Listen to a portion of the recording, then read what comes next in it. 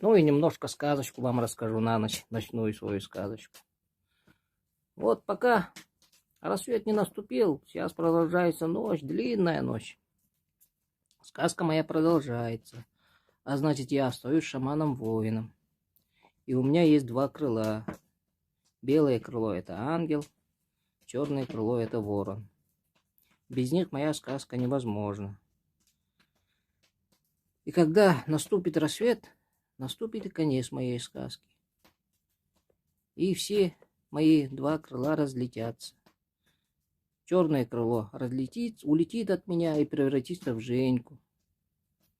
Белое крыло улетит от меня и превратится, как сказка, в путешественника Александра. Ну, а я сам из шамана-воина превращусь в простого человека и буду жить далеко-далеко в тайге, мирно и тихо. Простой человек Александр. Вот и сказочки конец, когда наступит рассвет, ребята. Ну, а пока ночь на дворе, ночь во всем мире. Сказка моя продолжается, и у меня должны быть обязательно два крыла. Черное ворон и белое ангел.